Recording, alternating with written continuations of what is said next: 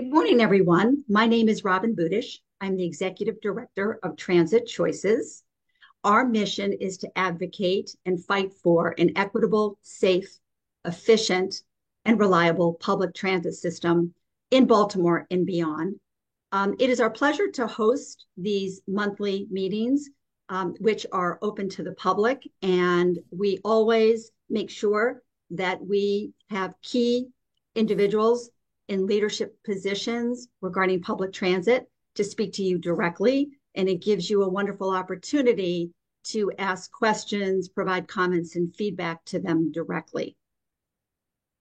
So it is with great pleasure that I introduce our first guest speaker, Corin Johnson. Corin is the director of the Department of Transportation for the City of Baltimore. Her presentation is titled Leveraging Opportunities and Partnerships for Progress. And by way of a mini synopsis, Director Johnson is going to discuss the agency's current and planned efforts, how they are successfully seizing opportunities, and ways they are building strong partnerships to improve the city's transportation system. With that, good morning and welcome, Director Johnson. Good morning. Thank you so much, Robin. It's always a pleasure to be here to meet with you all in this group. And so I appreciate you having me here this morning. So let me pull up and share my screen.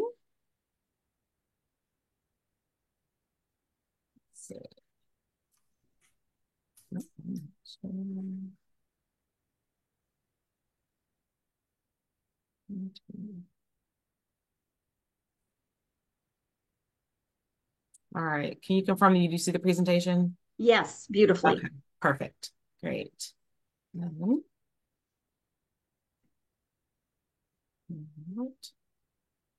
I lost my notes. All right. So as Robin said, I'm Corinne Johnson. I'm the director at the Baltimore City Department of Transportation, and it's my pleasure to be here today. So we'll get right into it.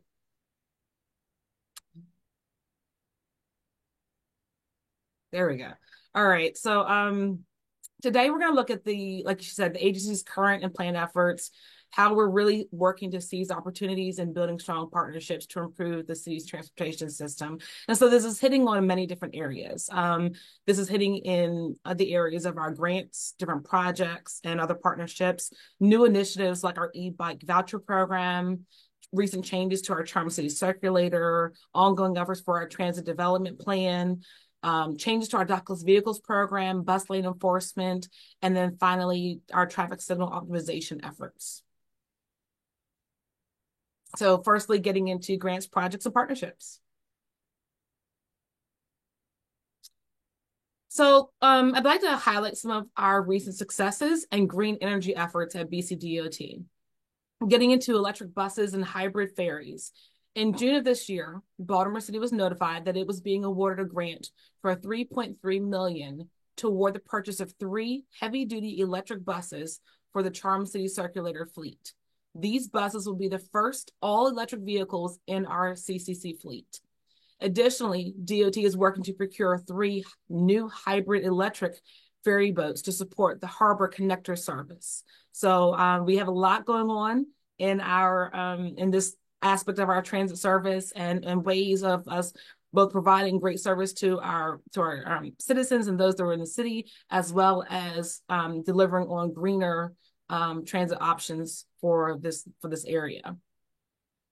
We also recently partnered with DGS to apply for more than $500,000 through EPA's Clean Heavy-Duty Vehicles Grant Program. And if awarded, this grant will provide funding toward the purchase and installation of electric vehicle charging stations to support the Charm City Circulator's electric vehicle implementation. And lastly, BCDOT and MTA recently won a federal SMART grant to pilot cloud-based traffic signal priority. BCDOT continues to work with MTA, and we're working with them along some key corridors for integration into our signal communication system. And so as you can see here, between our efforts with DGS, we have a very tight, very close relationship with MTA. That's a very strong partnership that we've been nurturing and have regular interactions with. We continue to make great strides for the city.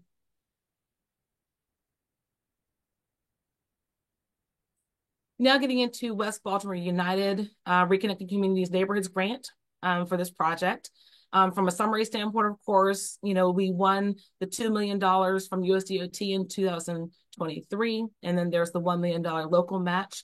We've been working with a phase one consultant since last fall. And so we've been working in partnership with MTE with their red line efforts. And we have been working on the process, the entire RP process, to bring on board the full consultant team that's going to be taking through this fall into mid 2025 to fully develop the concepts for this, fully developed concept for this phase. But of course, the NOFO has come out for phase two. And so we're now working on that phase two application as well. In this time frame of the phase one start and up to present, we've been extremely busy with a lot of different efforts. We have of course executed the grant that was in February 24. We have been effectively working with MTA and their Redline team. We have done extensive outreach, including 3 different public meetings, completed the stakeholder work group effort, the application and selection process. We have held various meetings. We've done numerous pop-up events, including Artscape in the neighborhood, partnering with BOPA and local artists. We've developed 4 pre-concepts in anticipation for this next phase, this phase 2 phase, and working on some preliminary costs. And we've continued to stay engaged with our federal level delegation and those that have been supporting the city in this effort. And of course, now we are focusing on working on this new phase in the NOFO and trying to make the strongest possible grant application as we can to further support this project. Everything that we're doing here is from a holistic standpoint. It is considering the needs of the Red Line, is considering the needs of the community, both their access to transit, their accessibility, the amenities and needs of the community, and what the vision would be for this community in the long term. And so it's very a holistic, inclusive approach for this project. Okay, I think that's probably a good overview there. And now getting into, again, another partnership, the MTA BCDOT joint project, our East-West Corridor project. So as stated, this total cost is $50 million. We got $22 million from the USDOT RAISE grant, $18 million put in from MTA, and $10 million from BCDOT. The plan improvements is going to be at least 10 lane miles of dedicated bus lanes, transit signal priority along Edmondson Avenue, Fayette Street, and Eastern Avenue. Of course, it's going to include various improvements to include ADA access improvements, real-time signage, bus shelters, benches, trash cans, bioretention facilities at over 100 bus stops, extensive enhancements to pedestrian and bike safety, including crosswalks, curb extensions, ADA curb ramps, signal upgrades at certain intersections, and a 1.5 mile on-street buffered bicycle lane. This project is currently at 85% design. Per the FTA grant agreement, the design should be completed and submitted to MTA procurement by January 31st, 2025. So that is what we're working towards. And then we anticipate at least a year of procurement, given the way the government works in procurement processes. So we anticipate construction NTP likely being somewhere in the time frame of January of 26. And then substantial completion is estimated to be in January of 2029. So I know 29 kind of seems far off, but there is extensive work under this project, a lot that's going to come out, a great benefit for the city, for the corridor, and from a transit standpoint, great improvements overall. All right. So one of the things we've also been looking at is beyond just the actual transit vehicles themselves, ways that we can help our residents or community people who are traveling to get from point A to point B in those shorter trips. And so, people were walking, people were using bikes and other means or scooters, as we'll talk about later. And so have put out the e-bike voucher pilot program. And so with this, it is a voucher, so no one has to pay up front if there is is that a reimbursement program essentially. So you would have a voucher. We've worked with identified, approved Baltimore City bike shops and entering in agreements with them. And then once people go through the application process, which is going to be opening soon this fall, then they will be reviewed, they will be approved. Once they receive their approval, then they will be able to go to those approved shops, select the bike, potentially other equipment to go along with it, and then use that voucher, pay the difference of any other cost, and then receive their new e-bike. And so we have established it where the standard or non-income qualified applicants would be eligible for up to $750, but those that are income qualified, so if they're enrolled in programs like SNAP, Medicaid, then they'll be able to get up to $2,000 towards the purchase of an e-bike. And that includes purchases towards class 1, 2, or 3 e-bikes, as well as certain accessories, and as well as adaptive accessories for persons with disabilities.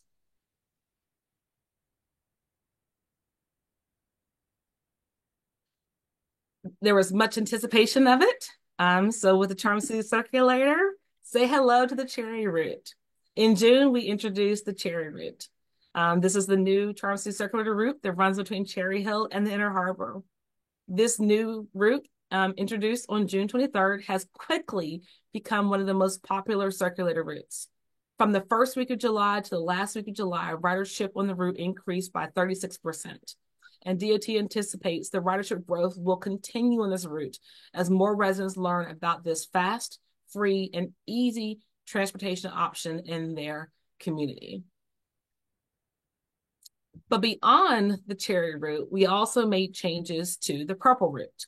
It received an expansion, which now connects riders with healthcare hubs, such as hospitals like Union Memorial, to groceries like Giant Food on 33rd, and retailers on Greenmount Avenue.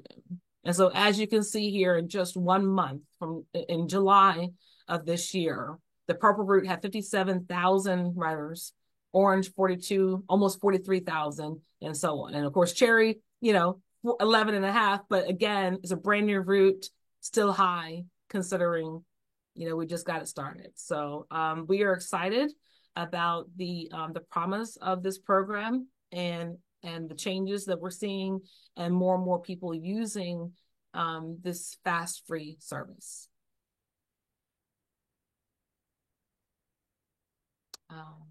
Actually, one moment. Let me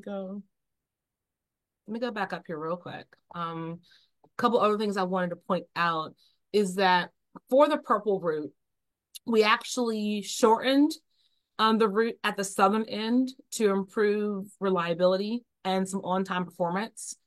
And so from a public standpoint, these changes have been well received. And in fact, in July, the ridership was 6% higher than the ridership on the route in July of 2023. And so the changes have been extremely positive. And DOT is planning to issue a survey this fall to gauge rider satisfaction with the updates, as well as overall satisfaction with the CCC service. So that is something to come. So we'll hope that as soon as that comes out, you all will push it out and help us with getting some of that feedback. Thank you. All right, so the TDP. So of course we rolled out the Cherry route and changes to the Purple, but there's more. So we're also working to implement changes proposed in the TDP on the green and the orange bus routes. The new green route will provide service between the Inner Harbor between the Inner Harbor and North Avenue. It will bring transit service to Orleans Street and North Broadway Avenue, two corridors that are currently not served by the CCC or MTA. And the changes on the orange route would add service to Harbor Point and would also serve Lexington Market, Poe Homes, and Poppleton in West Baltimore. So there's definitely more exciting things to come. And then on to dockless vehicles. Previously, we reduced the number of vendors from 3 to 2, and we saw an increased number of trips per dockless vehicle. We regularly evaluate the program performance, effectiveness, and needs to deliver the best possible service in the city.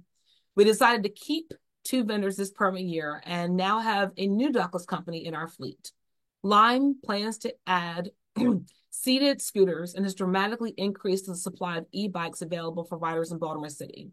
Spin continues to operate in the city and has introduced a variety of equity programs, including Spin Access, which provides free or heavily discounted scooter and e-bike trips to qualified users.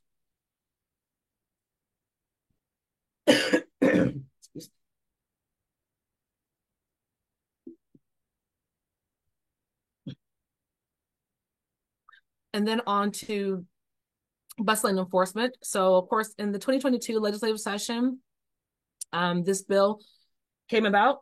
We definitely appreciate its introduction by Delica Lewis, who is, of course, another guest speaker today. That's another great partnership that DOT has. So under this legislation, the dedicated bus lane cameras would be operated by DOT's existing ATVES division. And under this, the state Senate amended the legislation requiring that we do a public RFP for the camera vendor selection. With this, unauthorized vehicles would be prohibited from traveling in the DBLs unless making a right turn at that next immediate intersection, and the automated fines are capped at $75 per offense. And so we have completed and we went through a process of onboarding a consultant for the design phase, which includes services to research best practices and develop an RFP to procure cameras for automated enforcement of DBLs in the city. The RFP for installation and deployment is under development with the consultant, but we're that tail end. We anticipate the 95% draft within the next month. And so we have worked closely again with our partners with MTA on identifying the most problematic areas and identifying the recommendations for those locations to install. And so there are the 5 top locations that they've suggested, which are Baltimore at Charles, Lombard at Light, Pratt at Gay, North Avenue eastbound at Oak Hill, North Avenue westbound at Druid Hill. And those are the locations that we are moving forward with in this effort. And so those are the ones that we are going to be looking to install the cameras. And so, of course, once we get the RFP out, we anticipate advertising that it'll probably take about by the time we get the RFP in about a month or so.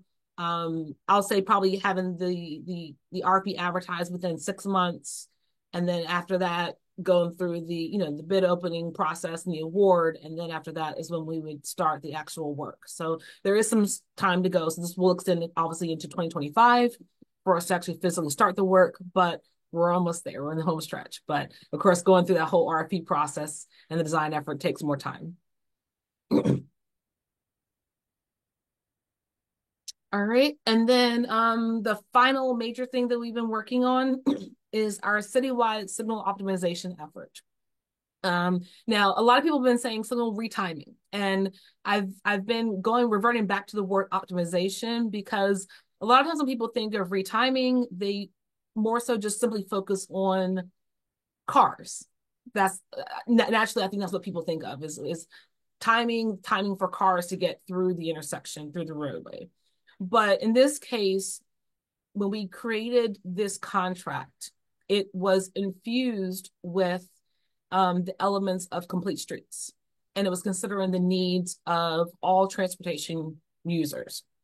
And so hence why I've been focusing on the word optimization. And so in 2023, the city launched a 3-year, $4.5 million citywide signal optimization effort.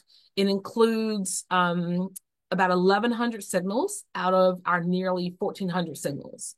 And some people have asked why not all 1,400. Obviously, not all signals are connected, are in sync like that. And then there are some unique signals that are more like fire station signals and other type of signals that are out there. So not everyone is going to be working in connection with the others. And so there are some that were excluded from this effort. But as it shows on the slide, the last signal retiming was done in 2005 in the downtown area. And then part of that, it was 2013. But then over the time, while there hadn't been any more retiming, there were also challenges where there's what's called clock drift and other issues where the timing wasn't remaining consistent because the signals, just like if you have a slow watch, the clocks were slow in some of the signals, so things wouldn't work in sync. And so we've been holistically going through and looking at these signals, addressing some of those clock drift issues, and then really assessing the traffic needs, the pedestrian needs, the transit needs, all of those users, all of the intersection needs, and coming up with the best possible phasing and timing for those intersections. So this is incorporating different things, different aspects of these intersections. And so this includes the leading pedestrian intervals, shorter cycle lanes to potentially reduce pedestrian delay and increase opportunities to cross. Also designing vehicle progression based on the posted speed limits. So ideally, if cars are driving through there and driving according to the posted speed limits, then they have that progression, therefore reducing the speeding. They're making the lights, but they're not having to zoom through, and therefore this could be a way of us also helping with traffic calming and improving safety.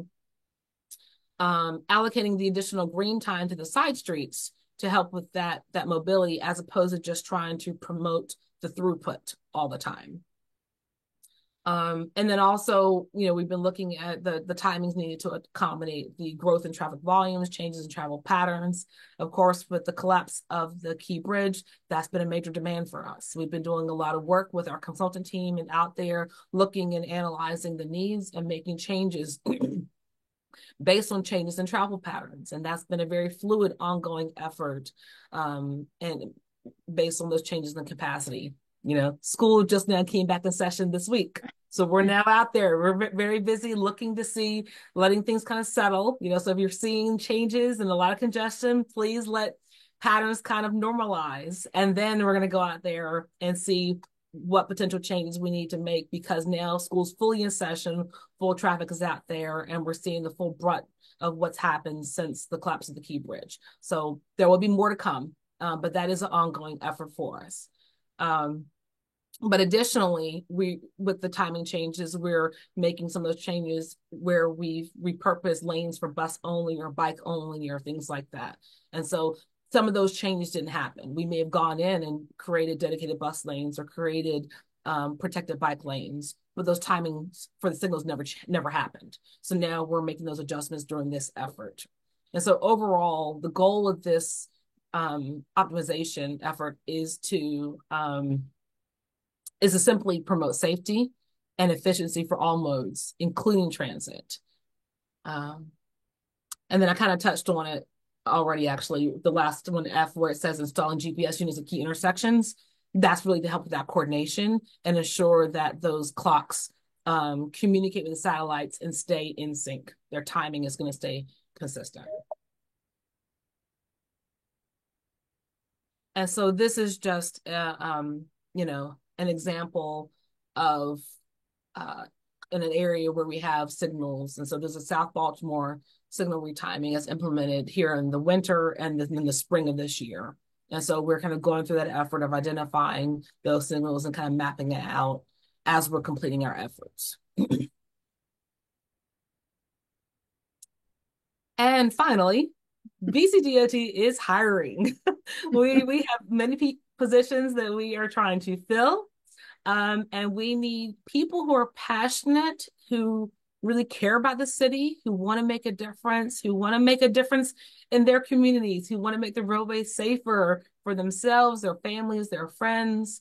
And we have a full range of positions available. And in fact, here on September 6th at the War Memorial Building, we are having a hiring fair. It is a dedicated DOT hiring fair. Walk in, It's all different positions. We will be doing not only just applications, but we were doing on-site interviews with contingent type offers as well. So please spread the word and let people know that DOT is eager and looking for people to come and do some great work with our agency. And that is all. Thank you. Thank you, Director Johnson. What we'd like to do is the presentation fully down so that I can see the gallery. Yeah, I'm trying to cancel the screen share now. Great. Stop. Oh, hold on. Stop sharing. Perfect. There you go. Thank you. Mm-hmm. What I'd like to do is to open the floor to questions, comments, feedback for Director Johnson. So you may either raise your hand or you may put a message in the chat and we'll make every effort to get to those comments and questions.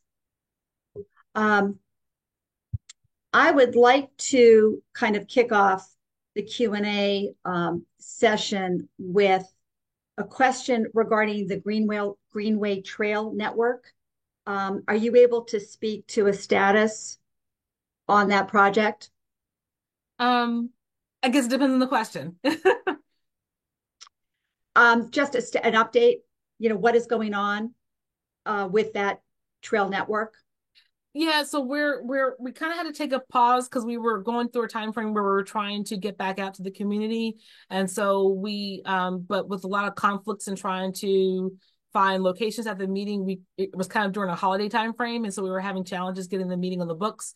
And then of course we were going through some other challenges. So I think we just recently in this last few weeks had a meeting. We're just trying to get back out there to kind of present some other options for the more western side of it. So we've just kind of resumed that effort again. We need to, at that point, take that concept, move forward, get everything solidified with the public, and then continue in the design phase. So we are going to be moving forward in the Greenway Trail, but there was probably about I don't know, 4 to 5 month period. Unfortunately, we kind of had like a little pause in the project. Okay, thank you. You're welcome. We have a message in the chat. What transit changes are anticipated for West North Avenue near Coppin State? So I'm not sure of any specific transit changes. Like I said, I know that there along North Avenue, we were looking at some of the bus enforcement at one of the locations. I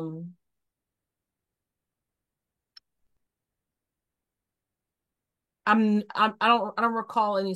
I'd have to check back with MTA on that. I don't know offhand of specific changes for the transit. Okay. Yeah, I'm not sure. It's the person that is asking this question is not showing up in my chat.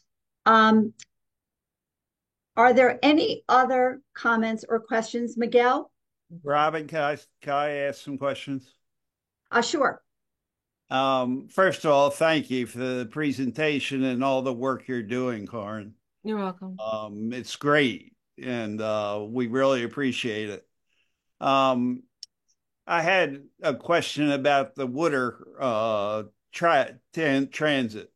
We have two systems there still, is that right? Say the first part Connector again. and the Woodard taxi. Oh, yes. And is there any way to combine those systems and promote that whole Woodard traffic transit availability in the city? Because I don't think we do a good job of promoting it. Mm-hmm. I think part of that is because of the conflict between the two systems. Mm-hmm. It's interesting because when I first came to the city, I'll be honest and I'll say that I was even a little bit confused with the with the multiple systems. So I'm not really sure like the whole history of all of that. So that is a good point. I will take that down. And so I guess one thing to share also is that if you all are not aware, one of the changes we made within DOT is whereas before we had the planning division as a whole, we now have the planning division who gets more into planning projects and grants and things like that, and also bikes. But then we have the transportation services division, and transportation services chief was Brett Thorne, and he's over transit and the harbor connector and all of those things, and also serving as our red line coordinator. So I've tried to have more of a focus on those transit aspects. And so what I'm going to do is I'm going to ping him to do a little research and kind of be thinking about that a little bit, because that's in his wheelhouse. And so that is a good point. And I'm not really sure all the history of that and how it all came about. So I think anything we can do to even when the Key Bridge went down, we were even looking at like, is there ways that the harbor connector and other things, if there's any ways that it could be a resource and it could help. So we were trying to find any ways of promoting that or being as an assistance. So I'll take that back to him. Thank you. Thank you. My second question is about head times on the circulator. What are they now, and what is your goal?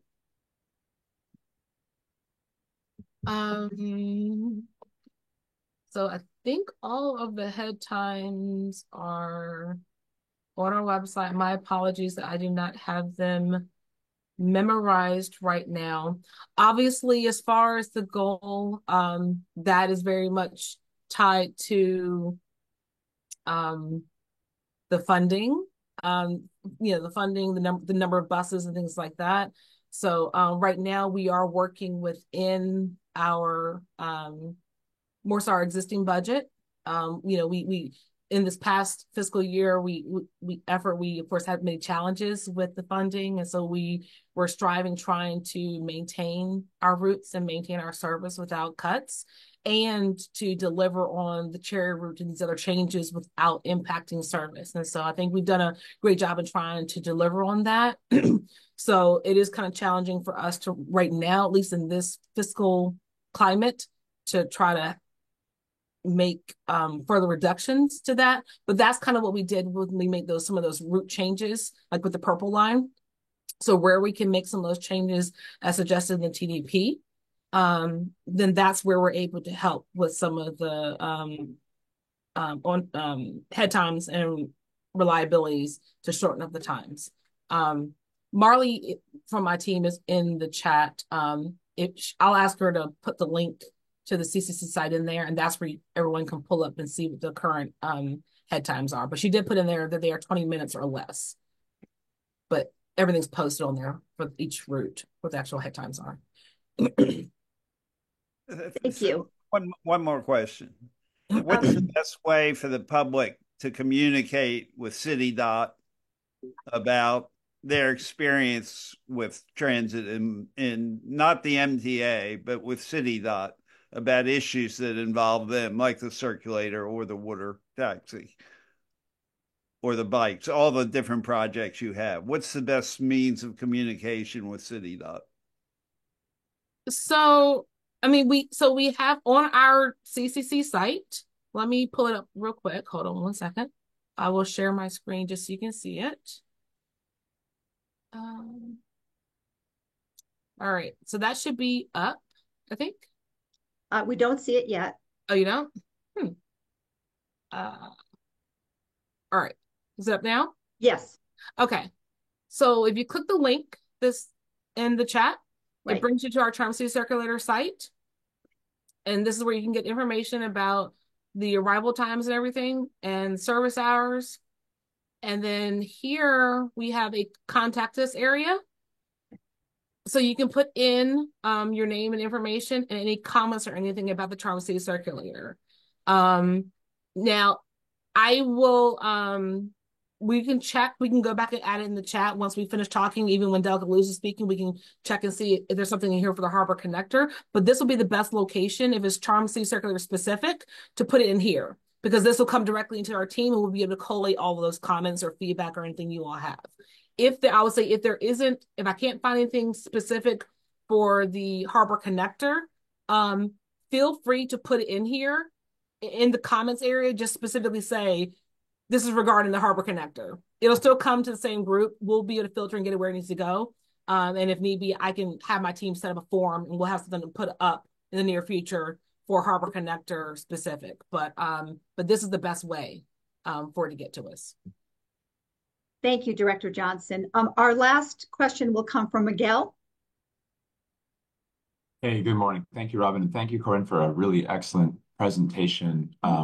I was impressed by the strategies. I expect all these changes are going to lead to great co-benefits for your riders, from cost savings to reduced pollution and improved traffic outcomes. Is there anywhere that I can celebrate all those co-benefits, like a resource where you've quantified that, perhaps with your consulting team, to share that out?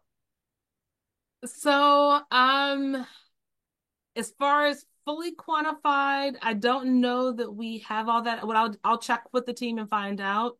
I don't know. Let me check into that. If you want to, put your email in the chat, we can get that and kind of follow up with you. Got it. Thank you. Thank you. Wonderful. So, Director Johnson, we will be sure at the conclusion of this meeting that you and your team receive the meeting chat, and you can respond accordingly to me, and I will make sure to disseminate that information. Appreciate it. So, recognizing your very busy schedule, we are very, very grateful and appreciative of you spending your time with us this morning, and we will certainly stay in close touch. And as you know, we appreciate our partnership with Baltimore City DOT, and in the spirit of collaboration, please let us know always what we can do to support your efforts and to amplify the great work that you're doing. I appreciate it. Thank you so much. My pleasure. It is now my pleasure to introduce our next guest speaker, Delegate Robin Lewis, who is with District 46. Her presentation is titled Paying for Transit, How One Legislature's Public Health Bill Helped Close the Gap. And by way of a brief synopsis, Delegate Lewis represents, as I mentioned, the 46th District in Baltimore City. She also serves as the chair of the Subcommittee on Land Use and Ethics in the House Environment and Transportation Committee. Today, she's going to describe how her bill to reduce pedestrian fatalities unexpectedly helped close the state's transportation funding gap, and also going to speak on the urgency of the need for dedicated funding for transit projects. And if time allows, she is going to pitch ideas for the second annual Baltimore Transit Summit, which right now is planned for January 2025. Delegate Lewis, the floor is yours. Thank you, Robin. How's my sound? Can you hear me okay? Perfectly. Oh, wonderful. Thank you, Robin. Thank you, Jimmy. I'm Delegate Robin Lewis, and it's a pleasure to join you here at the Transit Choices meeting. Thank you for inviting me and for the nice introduction. I'll also mention that since I think Robin and I first spoke about this presentation, I have been appointed by Speaker Adrian Jones as the chair of the Subcommittee on Land Use and Ethics on the Environment and Transportation Committee. That's a very new appointment. I also serve as House Chair of the Joint Committee on Program Open Space and Agricultural Preservation. And so I now, in addition to just being a transit nerd through and through, I also now sit on a policy perch that I will use to the best of my ability to advance our transit priorities. So with that, I'm going to share my screen. And let's see if we can make this work. There we go. And how do I move this thing out of the way? There we go. Okay, hopefully now you can see my PowerPoint screen clearly. By way of introduction, I'll also just mention that I am a happy and proud resident of the Patterson Park neighborhood located over here in southeast Baltimore, right on the border between Patterson Park and McElderry Park. I hold a master's in public health from Columbia University, a bachelor's in anthropology from University of Chicago, and I am obsessed with tackling the social determinants of health. Transportation is one of the key forces that affects the health of human beings and our broader public health outcomes. And when I work as a legislator, I'm always thinking how to center human health, public health outcomes in our work. It just so happens that that focus allows me to work in areas like transportation and the environment that you would not necessarily expect. As one of just 2 Master Public Health degree holders in the legislature, I believe I have a unique perspective, and I try to use that in every way that I can. So let's talk. I'm going to talk to you guys about stuff. Let's see, how do we make this go down? There we go. So here's what we're going to talk about. I'm going to tell you a little story. I'm going to bring you into the heart of the battle of the budget in the 2024 legislative session. I'm going to talk a little bit about the essential necessity of centering public health in our transportation policy conversations, and I'm going to suggest a way forward for us. Robin, excuse me one moment, please. What slide are we seeing on our screen? Are we seeing the one that's titled or headed by Maryland General Assembly? Or have you moved to another slide? I have moved. Let me start over. Okay. Because that's very boring. Well, we just want to be sure that you're able. There you go. Okay. So this is where I was. This is where we started. Okay. Thank you for alerting me, because I would have just gone on talking. That's fine. But this is where we started. Public health, centering health and transportation policy. Now we're looking at a slide titled Agenda. Yes. And this is where I was just finishing up outlining the presentation. Now we're on a slide titled What We Want. Okay. So we all in this Zoom room care very much about transportation policy, and making our world, our state, our city a livable place where everyone can connect to opportunity, to jobs, to education, to recreation. In sum, what we really want, we want better bus service. And Director Johnson from City DOT talked a little bit about the dedicated bus lane policy, the law that I passed to allow MTA and the City DOT to use cameras to monitor dedicated bus lanes. I've been working on that for 7 years almost. We all want better bus service, faster, more reliable, frequent. We want to be able to move around on bike or on wheels. And I like this picture because it mixes the whole dedicated red bus lane with the bike access, and it puts cars in their place. We want to be able to move around on bikes and wheels. We want accessibility for everyone, whether you're young, old, whether you have a physical disability or not. And let us not forget, every one of us is only temporarily abled. So we need accessibility for everyone. And we want walkability. We want to be able to walk to places that we want to. We don't want to walk all the time, but we want the option. And I think what this is really about is options. We want to connect, and we want options. I think under the umbrella of walkability are things like local projects like the Ball Trail. We want to be able to connect to green spaces, to parks, and everything else.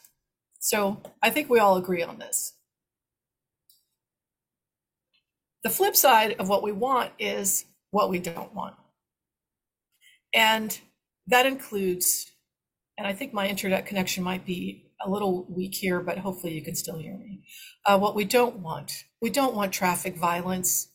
We don't want public spaces that are inhuman and hostile. We don't want segregation. We don't want racial, economic, or activity-based segregation. We want mixed use. We want diversity because it makes everything more fun. We don't want pollution. We want clean air. We desperately want clean streets and alleys in Baltimore. And we deserve cleaner air for that matter. Let me just say, we have some of the most polluted air in the whole state and the highest rates of childhood asthma in Maryland and in the top 5, I think, nationwide.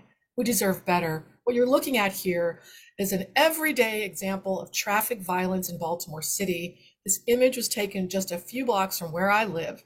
It's the corner of Elwood and Fayette Street. And this particular house, this corner property here with the brick, that property has been hit, I don't know, a dozen times in the last decade. It is a frequent object of crashes, and this is just one recent example, I think, from about a year ago. People live in that property, so we deserve better. We don't want this. So what we need but don't necessarily have enough of is money.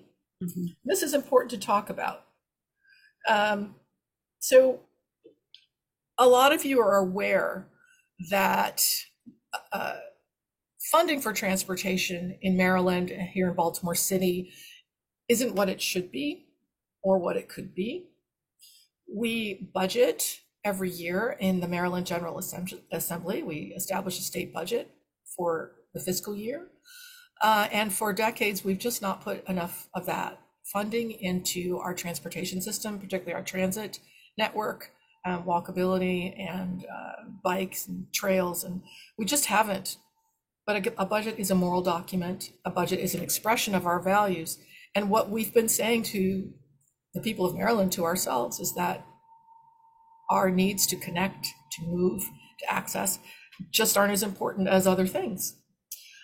You may recall a few years ago in 2019, thanks to then Delegate Brooke Learman, the state conducted a study to identify a shortfall in, can you guys hear me? I hear background chat.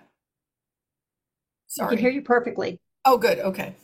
2019, then Delegate Brooke Learman introduced legislation to require the state to conduct a study of our capital needs, to do an inventory of the backlog of transit capital needs, and found that there were $2 billion over 10-year deficit in state of good repair and enhancement funding. So that was in 2019. That was before COVID. And we recognized even then that we were looking at, a gaping deficit in our transit system needs. MTA has been insufficiently funded, but that just put the icing on the cake. It put a number to that deficit. But luckily, I think the following year, maybe it was 2021, the Maryland General Assembly passed legislation giving the legislature the power to have more input into the budget. And I was happy to vote for that one. It meant that this year, 2024, was the first year that members of the House and Senate, the legislature, were able to make changes to the governor's introduced budget. And I want you to hold that thought, because it means that we were able to solve a problem with transportation funding with the power that we had before. So we need money. We always claim we never have enough, but remember that values judgment that I made earlier. So here's the thing you need to know about the state budget. The budget is a bill. It's a piece of legislation like any other piece of legislation, any other legislative proposal. The budget is introduced by the governor. It's based on requests from state agencies every year, Maryland DOT, Maryland Department of Education, everybody gets to ask for what they anticipate will be their needs for the following fiscal year. The governor puts that together with broad and very detailed analyses from our experts in state finance the state finance arm, about what our revenues might be, what risks that might exist, et cetera, et cetera. The governor puts all of this together in a budget that is then introduced in the legislature.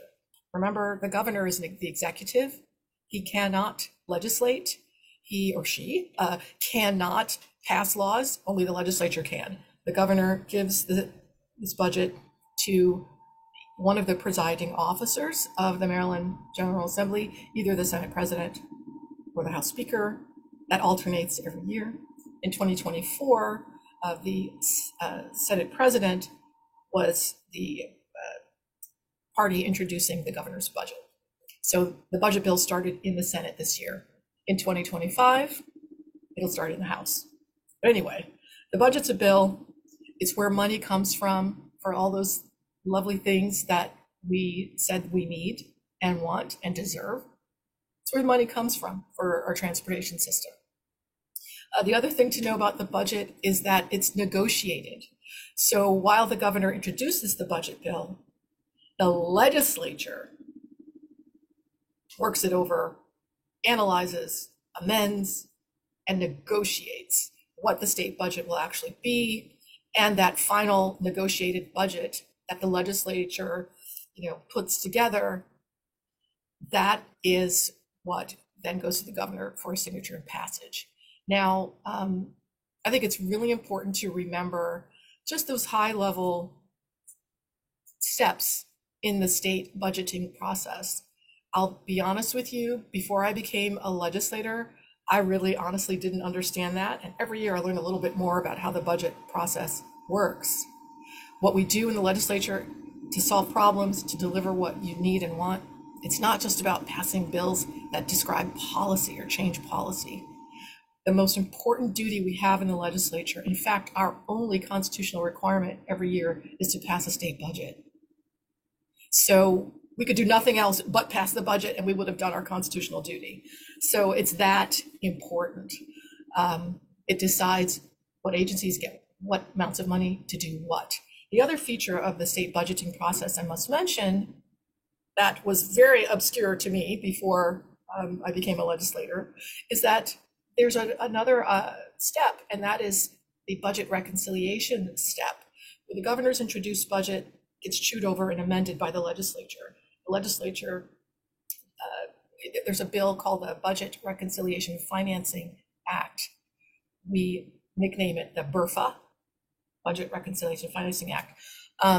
That is also a bill that is chewed over, passed by both chambers like any other bill, and reconciled to an agreed upon form. That bill is where the story of my public health, creativity comes in. Okay, so much more I could say. I do want to highlight the photo that you're looking at here is actually important. This is a screenshot from Maryland Matters, which is a really important news outlet here in Maryland. If it's a nonprofit news outlet, if you don't subscribe, I recommend you do. Maryland Matters covers in detail, rich and interesting detail, the day-to-day activities and decisions of your state legislature. And this particular article from April of this year, it's a photo on the left of Senator Guy Guzon of Howard County, who chairs the Senate Budget and Tax Committee. That is the committee in the Senate responsible for producing the budget and the BRFA. On the right, you see Delegate Ben Barnes of Prince George's County. He's the chair of the House Appropriations Committee. That is the sister committee of Budget and Tax. Together, these two committees, one in the Senate, one in the House, work together to amend, produce the state budget. We had quite a challenging budget negotiation experience this year in 2024. It was newsworthy, and these two gentlemen are pictured here having finally achieved a hard-won agreement about our state budget. But let's keep going. Now, back to me and public health. So I mentioned earlier that transportation is a social determinant of health. Transportation decisions, policies drive human health outcomes. here's a classic, visually stunning example how transportation affects human health. This is an image from right here in Baltimore. If I'm not mistaken, it's in Fells Point. This is a multi-car crash. So a lot of you guys know how I feel about cars. Forgot to mention, I'm one of 2 car-free members of the Maryland General Assembly. I don't own a car. I got rid of my car 10 years ago because we were about to build the Red Line and I wasn't going to need my car. Anyway, I'm happier without a car. Fewer people who have cars or depend on cars, the better our world will be. But here's an example of how cars not only impact human health, they create chaos, they just a force for so much harm, and really obviously why. What we don't want is more of this. An interesting finding from the Insurance Institute for Highway Safety came out last fall. They studied almost 18,000 crashes nationwide involving vehicles and pedestrians. They analyzed the various features of those crashes to identify factors that influence pedestrian fatality, this worst possible outcome of a vehicle pedestrian crash. And what the Insurance Institute found was that tall and heavy vehicles are more likely to kill pedestrians in the event of a crash. So when we're talking about tall and heavy vehicles, that means these big, dumb, giant, ridiculous SUV type trucks that have proliferated on American roads increasingly over the last 30 years and that cause needless death and injury. May I also mention that vehicles of this size also contribute to the deterioration of our streets and roads, something else that we need money to pay for. Forgot to mention that. But for the last 30 years, car manufacturers in the United States have built increasingly large vehicles, 4 inches wider, 10 inches longer, 8 inches taller, and 1,000 pounds heavier. The SUVs are the most frequently purchased type of model of vehicle in the United States, and they're proliferating in other countries as well. Some places they're putting limits on them because they're so damaging.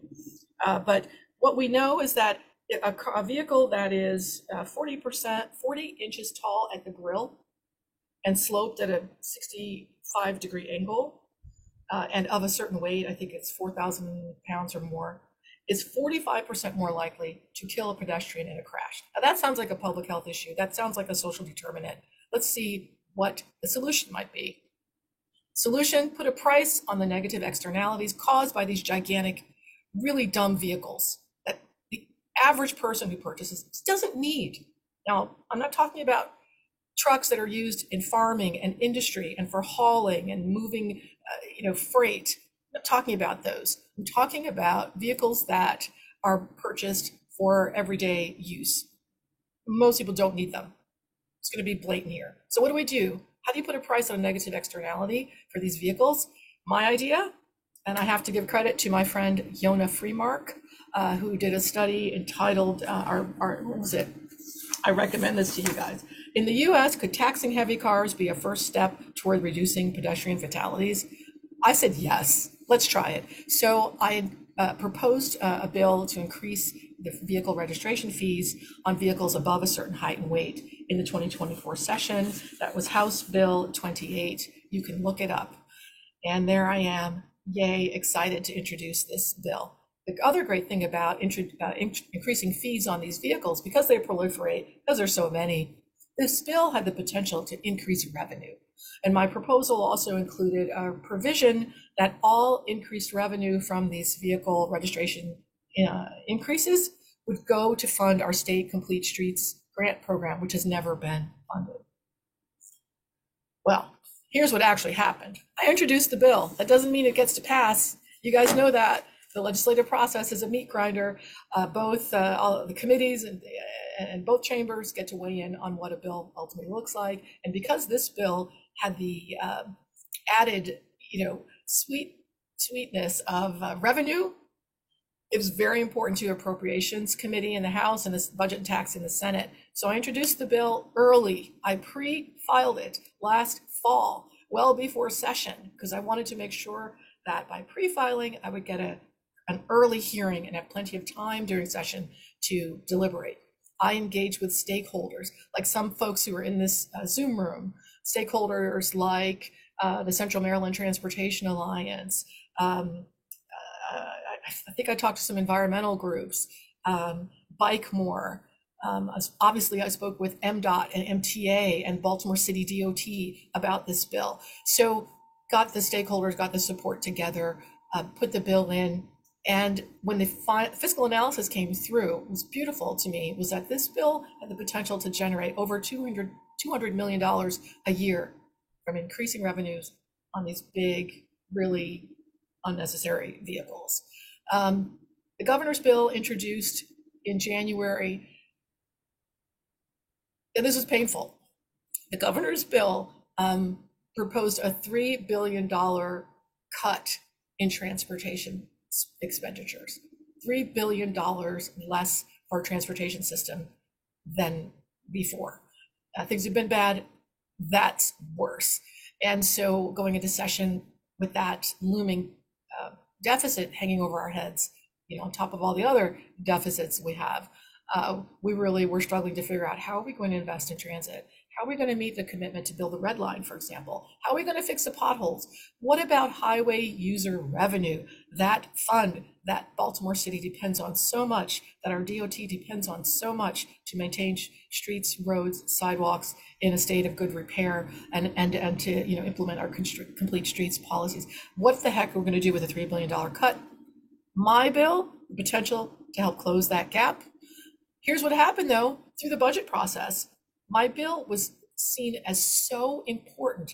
It was the most creative and assertive example of revenue raising for transit this year. In fact, I was told that if it weren't for my bill, for my idea to put a price on big useless SUVs, we wouldn't have had a budget deal between the House and Senate this year at all. Ultimately, and there's a little typo here under the victory part, my bill didn't pass as a bill. It became part of the state budget. It is now enshrined in the budget and will live on until, it may be changed someday, hopefully not in our lifetimes. Increasing fees, by the way, helps reduce demand for things. It's one way to, I hope, over time, reduce the proliferation, the attractiveness of these big vehicles. So I didn't get a bill that passed. I got to be enshrined in the budget and help save the budget deal in the 2024 session. So what I did was I used this public health approach. I centered human health. And I think it's really important to think about, when we talk about social determinants, to think about how human health outcomes are not equal. Some groups are harmed more than others by the decisions that we make. Centering human health helps reduce disparities. You guys probably know traffic violence affects Black and brown people more than white people. And I could talk more about that. That's another presentation. But what I want you guys to just remember is that getting money for transportation is not just about fighting for a project. It's about fighting for principles. And that's the principle of enhancing, protecting human health. I've pictured our governor here because I want you guys to remember that all of this stuff that we want, it's got to come through the legislature, but it's ultimately, if we want money for transportation, it's a bill that will be signed by the governor. And we really need our new governor, Governor Wes Moore, who's doing an amazing job. We need to support him so that he can raise revenue, guys, not just for all the things we want, but for all the little people who are living in our city, state, who deserve to have beautiful, safe amenities, get around to connect to all the things that we want. In closing, I'd like to say I'm so proud that I was able to do something I never even knew was possible, and that was raise money for transit through a public health lens. But it's not over. The state budget is a bill that we must haggle over every year. The gap that we closed this year, I think $330 million a year will come through from the decisions we made, the budget that we passed this year. In part, my bill helped with that. But we got to go back in 2025 and haggle again. And then in 2026, what we really need is dedicated funding. It would be so nice not to haggle every year, but to build structures in our budgeting system that generate and direct a reliable stream of money for transportation and transit, all the things that we want every year. We need you guys in the audience to be advocates, to pay for the things that you want. It's not enough to just talk about the red line alignment. You've got to help us figure out how to pay for it. And you've got to help us have the courage and the support to raise revenues to create dedicated funding streams. This will not happen. None of the things that we want will come if we're not smart about building dedicated funding streams. So I'll be on the floor arguing for you, but I need you to be a partner with the legislature, with our governor, with our mayor, with our transit agencies at the city and state level. Be a partner and work with us. So with that, I think I'm pushing the clock here. I'll close again with a thank you. And I look forward to answering any questions and working with you all in the future. Thank you so much. Thanks so much, Delegate Lewis. As always, your presentations are incredibly informative, and we are, grateful for the fact that you always walk the talk. Whether it be not, owning a car, to the fact that you recognize, the significant impacts that transportation plays in our lives. So, with that said, Transit Choices, you have our continued full support, and let us know through our advocacy work, how we can collaborate and work together to support, your ongoing good work. Thank you. Thank you. Let's get this done. Absolutely. So we have run a little bit over, and I recognize that, but are there any questions that the audience has for Delegate Lewis? Let me look at hands. Jimmy, you're not muted. Did you have a question for Delegate Lewis?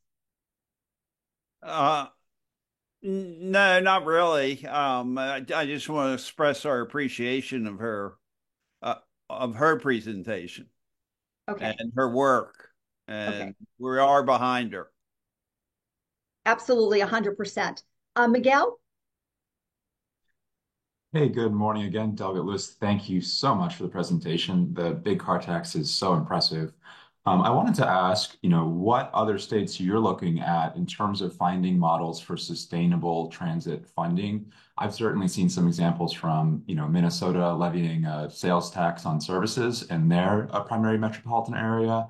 I know that there are others looking at taxing e-commerce deliveries, like Amazon deliveries, for more sustainable revenue. What models are you looking at as the most promising for Maryland specifically? I love that question. Thank you, Miguel. Let me say this.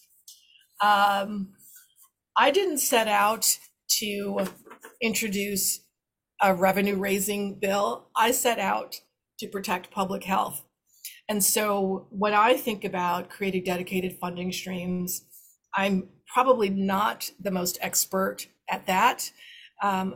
Luckily, we have so many brilliant people in our legislature and in the state who can help make recommendations about dedicated funding proposals. I'll remind everyone that there is a commission right now constituted in statute and working to develop recommendations for funding streams. That's the TRAIN Commission, the Transportation Revenue and Infrastructure Needs Commission. That is, we expect, meant to issue recommendations for how to pay for everything we want late this year in time for the 2025 session. I look forward to seeing what proposals they generate. But in terms of looking at other states, I love the example of Minnesota. It might be the best one we have in the United States so far. There are revenue strategies like small increases in taxes dedicated. There are ideas like property tax increases, or taking a portion of property tax and dedicating it to transportation. I am agnostic about how we do it. I'm a public health expert. I am not an accountant or a finance expert. I will support smart approaches, but the most important thing I believe we must do in Maryland, unlike in places like Minnesota, we have not fertilized the ground so that people of Maryland are prepared for revenue increases to pay for transit. Let me say this, really important. I'm sorry going over, but this is really important, Robin and Jimmy. Last year, I mentioned something about, raising revenue, a sales tax increase for transit. It got a little traction in the media.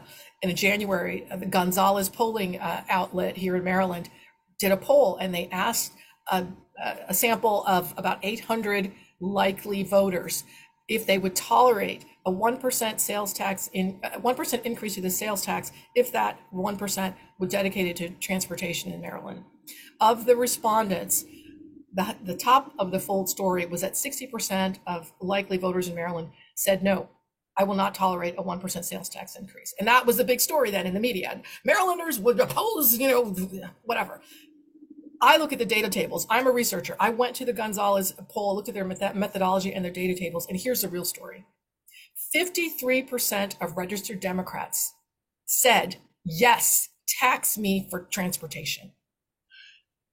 Equally interesting is that 49% of African-American respondents to that poll said, yes, tax me, dedicate a funding stream to pay for transportation. It's that important. That's a story for me. That's a story we need to carry with us as we advocate. The base of Maryland voters wants transit investment, and they're willing to tolerate a revenue increase if it looks like a sales tax. I don't care. I'm agnostic, but people want this. So our job, Miguel, or my job right now, is not to recommend a particular legislative strategy or policy or financing strategy. It is to activate the people to get ready and to talk to your legislators about what you want and what you will fight for. So hope that answered the question. Thanks for the extra time. It absolutely did, Delegate. Thank you for centering the human outcomes in your answer, and really appreciate your leadership. Thank you. And of course, I will share the meeting chat room messages. So we will let that be sort of the last question for today's meeting. But Jimmy, would you like to provide some closing remarks? Well, two things. One is thank Karen and Robin for their presentations.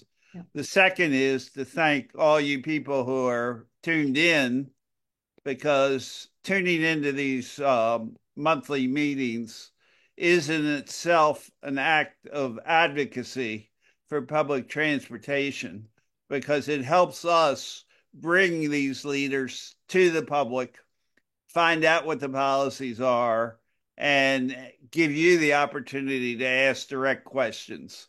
And the more people we have listening, the more attractive we are to bringing in the top people.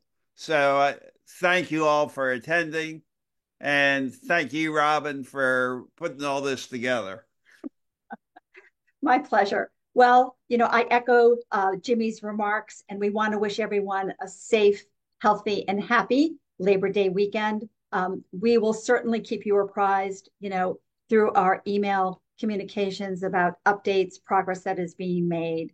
So thank you for sharing a part of your day with us. It's a pleasure, to have your support. Thank you. Bye-bye.